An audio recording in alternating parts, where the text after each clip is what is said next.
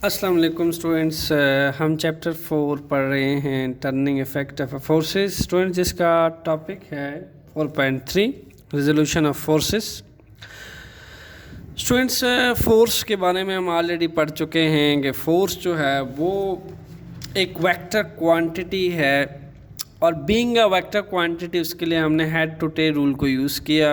एक graphical representation से हमने डिफरेंट फोर्सेस के एडिशंस का मेथड लास्ट टाइम पढ़ा था। ओके, और हमने दो तरह के रूल्स पढ़े थे, one is arithmetic rules, the other one is head to tail rules. और हमने कहा चूँकि स्केलर क्वांटिटी सिर्फ और सिर्फ जस्टिफाई की जाती है मैग्नीट्यूड से, just like mass, just like speed, just like distance.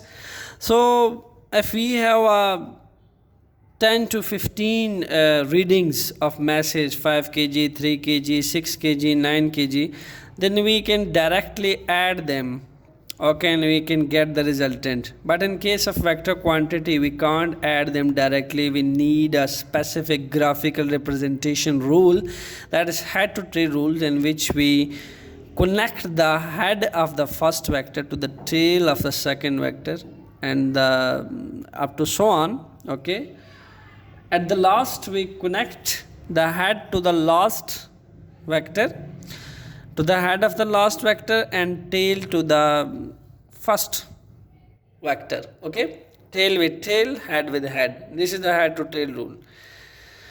Okay, so now today we will be study about resolution of forces. Students, resolutions meanings breaking, किसी चीज़ को तोड़ना, ब्रेक करना, डिकम्पोज करना। ओके, किसी भी फिजिकल क्वांटिटी को जब हम ब्रेक करते हैं, डिकम्पोज करते हैं, उसको कुछ हिस्सों में तोड़ते हैं, उसको रिजोल्यूशन कहते हैं। और यहाँ पे किसको तोड़ने की बात हो रही है? फोर्सेस को। फोर्स को स्प्लिट होने की बात हो रही है, डिकम्पोज होने की बात हो रही है। इसलिए मैंने लिख रखा है splitting up a force into two mutually perpendicular components. यहाँ पे परपेंडिकुलर वर्ड कहाँ से आया है? जब भी परपेंडिकुलर का वर्ड यूज़ हो तो आपने समझ लेना है कि ये 90 डिग्री एंगल की बात हो रही है। यानी अगर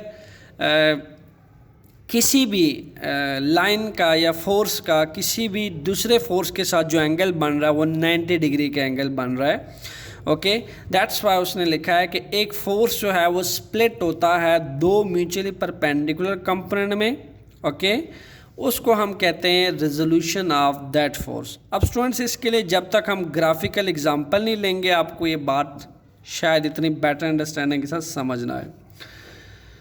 स्टूडेंट्स, हम अमूमन जब एक्सिस को या कार्टेशियन कोऑर्डिनेट के साथ डीलिंग करते हैं तो हमें पता चलता है कि जितने भी वर्टिकल एक्सिस होते हैं वो वाई एक्सिस होते हैं। ओके, और जितने भी हॉरिजॉन्टल एक्सिस होते हैं वो सारे के सारे स्टूडेंट्स एक्स एक्सिस होते हैं। इसी तरीके से हम जब राइट से लेफ़्ट की तरफ जाते हैं तो नेगेटिव एक्स होता है, जब हम टॉप से बॉटम की तरफ आते हैं तो नेगेटिव वाई होता है, और यहाँ पे पॉजिटिव एक्स और पॉजिटिव वाई होता है। ओके स्टूडेंट्स, सो इसी चीज़ के अकॉर्डिंग हम एक एग्ज़ाम्पल ले लेते हैं। सपोज़ करें ये ओरिजिन है। ओके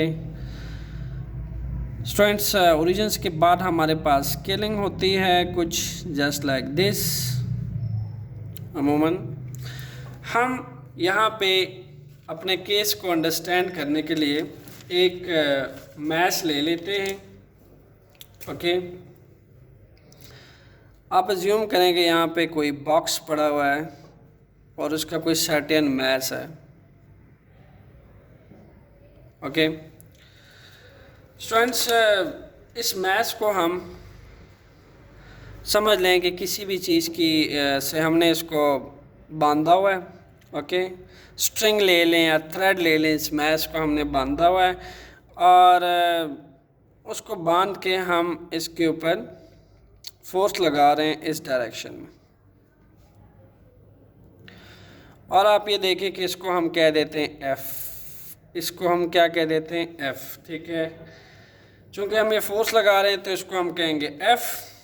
और स्टूडेंट्स, ये एक मैस है जिसको हम खींच रहे हैं अब हमें अंडरस्टूड सी बात है कि ये वर्टिकल एक्सिस है, ये वाई एक्सिस है और ये एक्स एक्सिस है। अगर फोर्स इस डायरेक्शन में लगती है ओके, तो फिर तो हमें पता होता है कि ये 100% वर्टिकल डायरेक्शन में लग रही है वाई एक्सिस में, फिर हम उसकी स्प्लिटिंग नहीं करते, रिजोल्यूशन नहीं करते।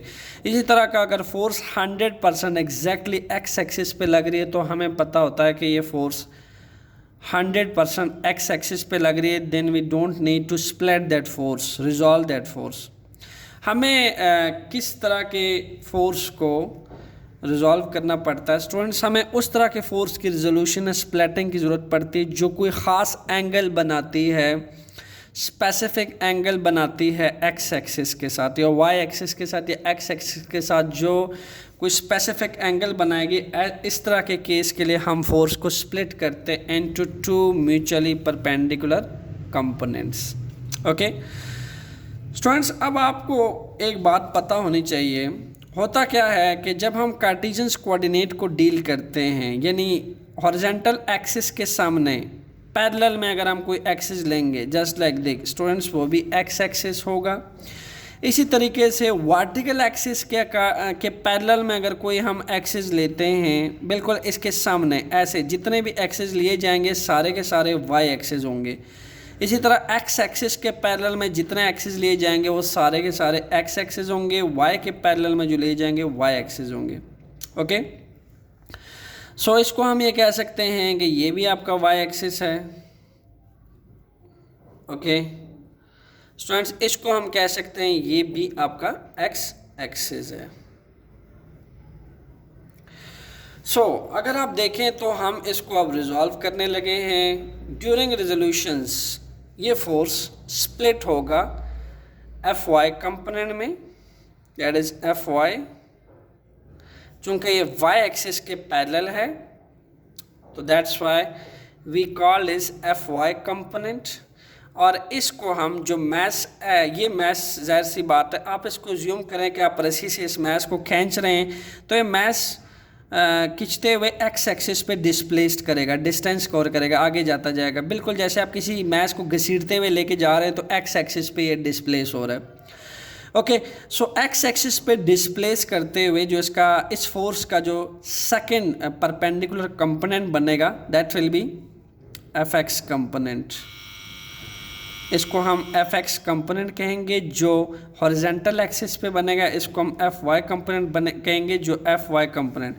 अच्छा स्टूडेंट्स, अब इसके दरमियान जो एंगल बनता है ये एक स्पेसिफिक एंगल बनता है that is 90 degree.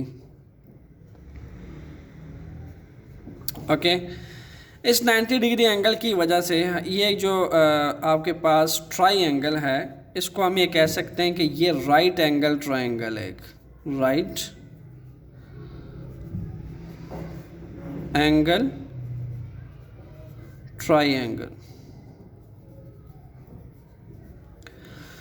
Students, right angle triangle किस टाइप का होता है? जिसमें एक एंगल जो है वो 90 डिग्री का होता है। वो आपके पास 90 डिग्री का जो एंगल होता है किसी भी ट्राइंगल का, वो एंगल जो है वो ट्राइंगल राइट एंगल ट्राइंगल कहलाता है। Right angle stand for 90 degree perpendicular angle. Okay so हमारे पास अब आप देख सकते हैं ये दो म्यूचुअली परपेंडिकुलर कंपोनेंट है एक दूसरे के लिए। यहाँ पे ये देख सकते हैं 90 डिग्री का एंगल बन रहा है, ये इसके लिए परपेंडिकुलर है, ये इसके लिए परपेंडिकुलर है। So both are mutually perpendicular component, इसलिए यहाँ पे लिखा हुआ है splitting up a force, this force. Okay, splitting up a force, this force into two mutually perpendicular components. These two are perpendicular to each other, so that's why statement में लिखा है into two mutually perpendicular components is called the resolution of force। अब students आगे बढ़ते हैं, हम अपनी आसानी के लिए इसको हम नाम दे देते हैं that is A। ये पढ़ा जाएगा ओ ए, फोर्स जो है एफ यहाँ पे इक्वल हो जाएगी ओ ए, एंड इसी तरीके से इसको हम नाम दे देते हैं बी। ओके इसको हम नाम दे देते हैं ओ बी, इसको हम नाम दे देते हैं A B F Y component को, और इसको हम, यानी मैं आपके आसानी के लिए लिख देता हूँ, एफ फोर्स जो है इसको हम टर्म कर लेते हैं ओ ए। ये चूँकि वेक्टर है दैट्स वाई हम इस पर एरो डालेंगे। किसी भी वेक्टर क्वांटिटी को रिप्रेजेंट करने के लिए हम एरो का इस्तेमाल करते हैं। नेक्स्ट वन, एफ वाई को हम कह देते हैं स्टूडेंट, एफ वाई कंपोनेंट को हम कह देते हैं ए बी, और एफ एक्स कंपोनेंट को हम कह देते हैं O B. Look at that, बड़ा आसान है।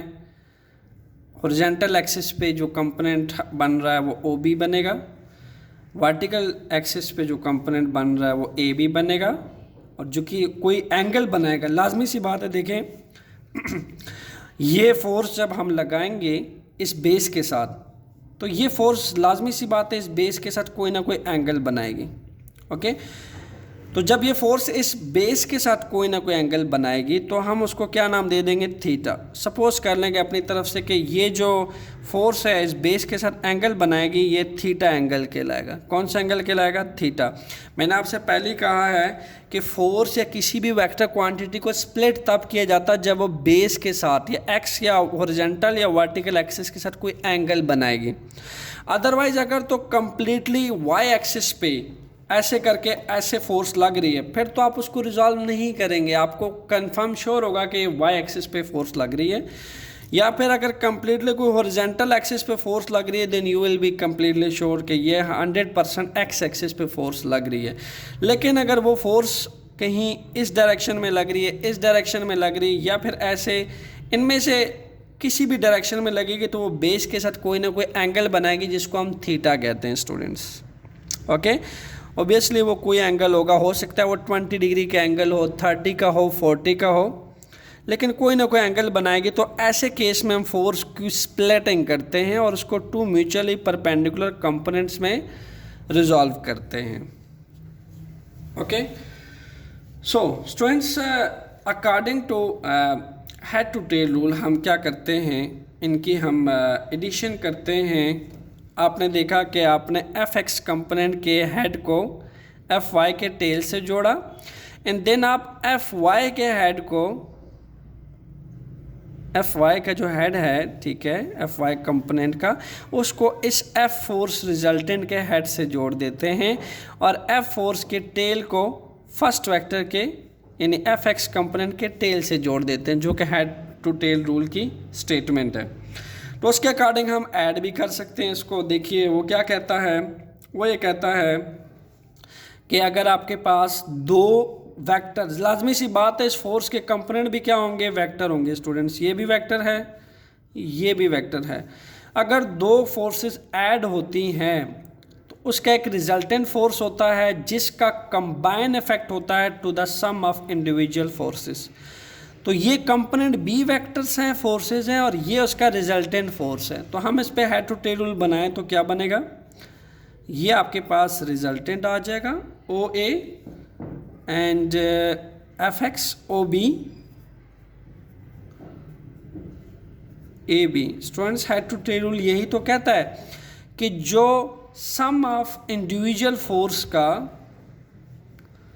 सम है वो एक सिंगल फोर्स आती है जिसका कंबाइन इफेक्ट होता है इन दोनों के सम के। ठीक है, ये तो हमने उसके अकॉर्डिंग इसको ऐड कर लिया। तो हम ओ ए की जगह पे लिख सकते हैं एफ ओ बी की जगह पे लिखा जा सकता है एफ एक्स, और ए बी की जगह पे लिखा जा सकता है एफ वाई। ओके स्टूडेंट्स, तो हम अपने आसानी के लिए इसको नाम दे देते हैं इक्वेशन ए, इसको नाम दे देते हैं इक्वेशन बी। अब आप सोच रहे होंगे कि यहाँ पे तो कंपोनेंट ऐड हो गए हैं तो बस ठीक है, आपको उसका रिजल्टेंट फोर्स मिल गया है एंड काम ख़त्म। स्टूडेंट्स, ऐसा बिल्कुल भी नहीं है। ये कुछ रेयर केसेस में होता है कि आप फोर्सेस के कंपोनेंट को ऐड करें तो डायरेक्ट आपको फोर्स ग्राफिकल रिप्रेजेंटेशन से पहले तो आप उसको स्प्लिट करें एंड देन ऐड करें। रेयर केसेस होते हैं जिनमें आपको डायरेक्ट रिजल्टेंट फोर्स का मैग्नीट्यूड मिल जाता है और उसकी डायरेक्शन मिल जाती है। लेकिन ज़्यादातर ऐसा नहीं होता। ज़्यादातर ये जो एंगल थीटा बन रहा है, ये फोर्स इस देखें इस डायरेक्शन में बन रही है, और इस बेस के साथ जो एंगल बना रही है ये फोर्स, आपको इस एंगल को इंक्लूड करना पड़ता है। और किसके साथ, एफ एक्स कंपोनेंट और एफ वाई कंपोनेंट। उसके लिए हम क्या मेथड यूज़ करते हैं स्टूडेंट्स? उसके लिए हम यूज़ करते हैं ट्रिग्नोमेट्रिक रेशो। ट्रिग्नोमेट्रिक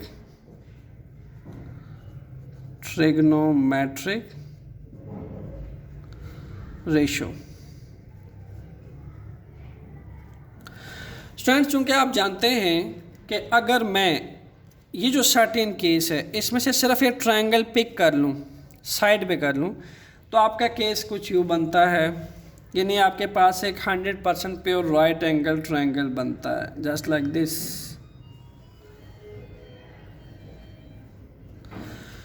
बिल्कुल आपका यही केस बनता है। ये रहा आपका एफ वाई, ये रहा आपका एफ, और ये रहा एफ एक्स। ओके, मैं ट्रिग्नोमेट्रिक रेशो को समराइज़ करने के लिए मैंने इसको सेपरेटली लिया है। स्टूडेंट्स, ये एक राइट एंगल ट्रायंगल है क्योंकि इसके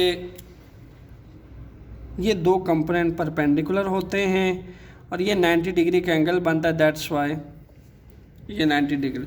अमूमन जो आपके पास ट्रायंगल कैसा भी हो, उसकी ये जो बेस होती है लो, इसको हम कहते हैं बेस, ठीक है। यहाँ पे O था, यहाँ पे आपके पास A है, और यहाँ पे आपके पास B है। ओके स्टूडेंट्स, इसको हम कहते हैं बेस। और जहाँ पे ये दो परपेंडिकुलर कंपोनेंट 90 के एंगल बनाते हैं, ये इसको हम कहते हैं perpendicular. This one is perpendicular. और स्टूडेंट्स, परपेंडिकुलर जो बिल्कुल सामने वाला फेस होता है, इसको हम कहते हैं हाइपोटेन्यूज। हाइपोटेन्यूज। ओके स्टूडेंट्स, हम इसको अब ट्रिग्नोमेट्रिक रेशो में लिखना चाहते हैं। Sine theta, cosine theta and tangent theta. हमारे पास रेशोस का एक मेथड होता है ट्रायंगल्स के अंदर, जो हम साइंस, कोसाइंस और टेंजेंट्स के रेशोस फाइंड करते हैं। उसके लिए एक स्पेसिफिक लाइन है जिसको आपको आसानी के लिए याद करना है। मैं लिख देता हूँ और ये आपको रिमेंबर रखनी होती है line. Some people have curly brown hair। इसको कुछ लोग लिखते हैं थ्रू प्रॉपर ब्रशिंग, कुछ लोग लिखते हैं टू पुश बैक। मैं इसको लिख देता हूँ टू पुश बैक। स्टूडेंट्स, ये जो सेंटेंस है ये आपको हेल्प करता है ट्रिग्नोमेट्रिक रेशो में। आप बड़े आसानी से यहाँ से ट्रिग्नोमेट्रिक रेशो फाइंड कर सकते हैं। सिंपल आपने क्या करना है, 3 वर्ड्स लेने हैं।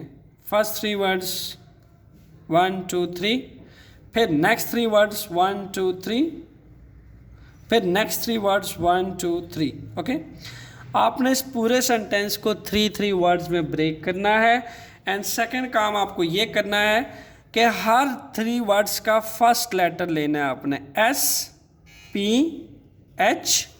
इसी तरह नेक्स्ट 3 वर्ड्स का नेक्स्ट लेटर लेने, फर्स्ट लेटर लेने 1 2 3, नेक्स्ट 3 वर्ड्स के फिर फर्स्ट लेटर लेने हैं 1 2 3। स्टूडेंट्स, अब हम इसे ट्रिग्नोमेट्रिक रेशो फाइंड करते हैं। सो हमारे पास यहाँ पे आता है sine theta,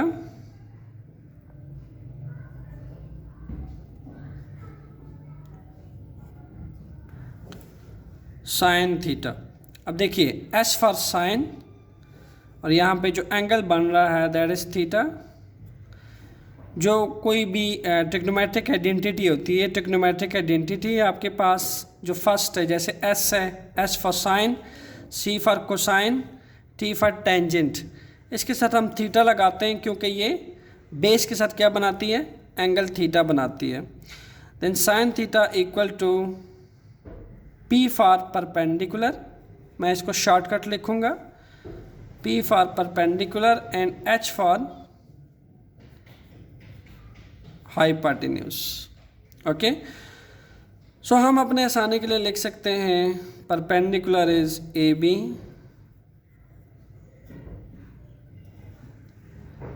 and hypotenuse is O A. Okay, और हम यहाँ पे अगर वैल्यू पुट करना चाहें स्टूडेंट्स तो पुट किया जा सकता है। ए बी आपके पास क्या है, that is you know well F Y component. O B क्या है आपके पास, F X component. O A क्या है आपके पास, F component, F force. Okay, और ये आपने इसको टू म्यूचुअली परपेंडिकुलर कंपोनेंट में रिजॉल्व किया था।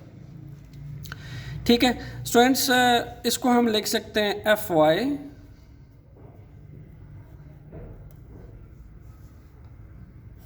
बाई एफ, यानी यहाँ से हम एफ वाई की वैल्यू आसानी से निकाल सकते हैं। आपके पास आता है साइन थीटा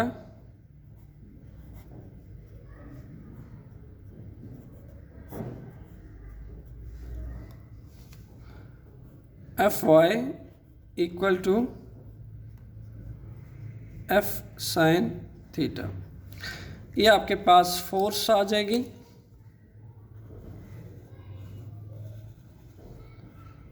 किसके अकॉर्डिंग, एफ वाई कंपोनेंट के अकॉर्डिंग जो वैल्यू आएगी स्टूडेंट्स, ये वाली वर्टिकल कंपोनेंट की जो वैल्यू आएगी that will be equal to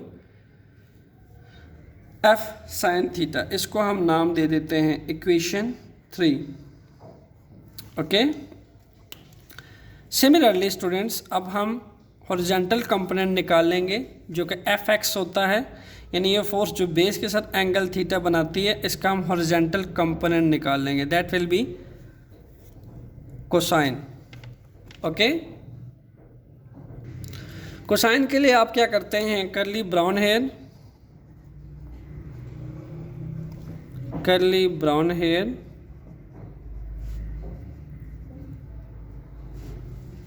student, simple is that आप C for cos, cos theta, B for base, H for hypotenuse.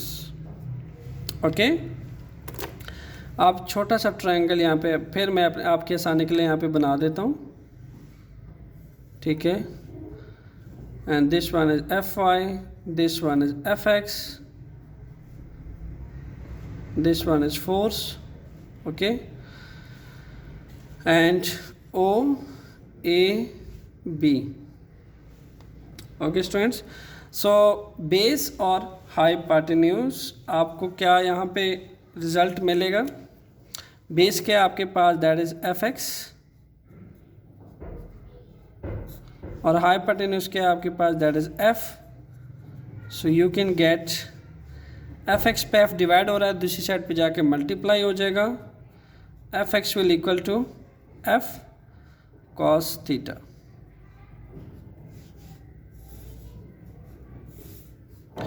Students, ये है आपके पास एफ कॉस थीटा मीन्स ये आपके पास कंपोनेंट आ गया एफ एक्स कंपोनेंट। ओके, यानी आपको अगर फोर्स को इस केस में ऐड करना है, ये एंगल थीटा बन रहा है बेस के साथ, तो आप कैसे ऐड करते हो इसको, एफ एक्स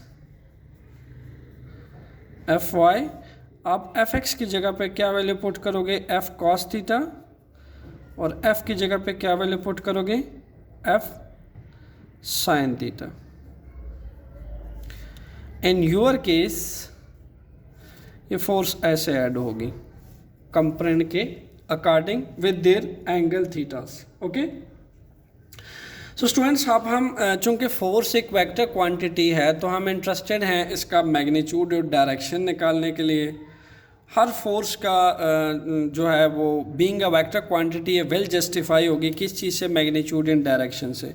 सो हम सबसे पहले क्या निकालेंगे, इसका मैग्नीट्यूड निकालेंगे।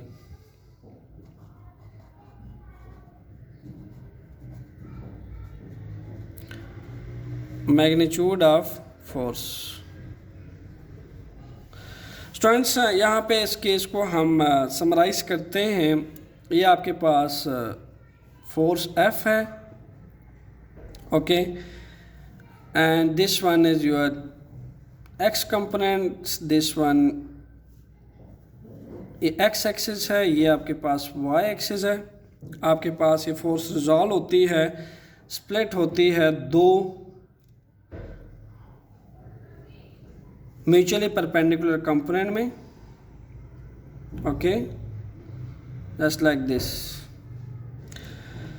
यहाँ पे आपके पास 90 डिग्री का एंगल बन रहा है, हम इसको कहते हैं Fy कंपोनेंट और इसको हम कहते हैं Fx कंपोनेंट, ओके। ये बेस के साथ एंगल थीटा बना रही है। स्टूडेंट्स इसको हम ये हमारा ओरिजिन होता है, इसको हम P कह देते हैं और इसको हम R कह देते हैं। जहाँ रिजल्टेंट फोर्स का एरो सेकंड कंपोनेंट के हेड के साथ कंसाइड करता है, इसको हमने R कह दिया। जहाँ फर्स्ट वेक्टर का हेड जो है सेकंड कंपोनेंट के टेल के साथ कंसाइड करता है, इसको हमने P कह दिया है, ओके। सो स्टूडेंट्स हम इसको ऐड किससे करते हैं, पाइथागोरस थ्योरम से। मैथमेटिक्स में आपने पढ़ रखा है पाइथागोरस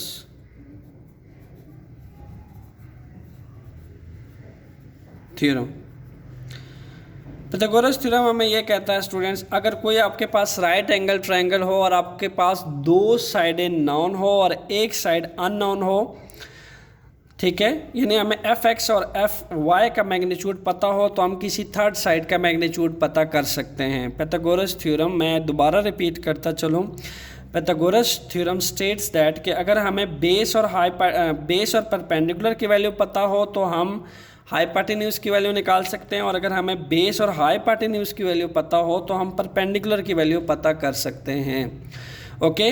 तो हम इसी स्टेटमेंट के अकॉर्डिंग, चूंकि रिजल्टेंट फोर्स हमने निकालनी है, फोर्स निकालनी है, तो हम परपेंडिकुलर कंपोनेंट अगर हमें नॉन हो, इनकी वैल्यू हमें पता हो, तो हम रिजल्टेंट फोर्स का पता लगा सकते हैं। उसी के अकॉर्डिंग स्टूडेंट्स हम इसको ऐड करेंगे, that will be equal to OR and OR equal to OP plus PR। Students ये मैंने अगेन इसको हेड टू टेल रूल के अकॉर्डिंग ऐड किया है और इसका जो सम लिया है मैंने पाइथागोरस थ्योरम के अकॉर्डिंग लिया है। सो पाइथागोरस थ्योरम स्टेट्स दैट कि अगर आपके पास दो साइड्स कोई अननोन हो किसी भी ट्रायंगल की, तो आप थर्ड अननोन साइड का मैग्नीट्यूड निकाल सकते हैं, ओके। सो मैं यहाँ पे वैल्यूज पुट कर देता हूँ, Fx plus Fy, PR is Fy, OP is Fx and OR is F। Students हमारे पास पाइथागोरस थ्योरम क्या कहता है कि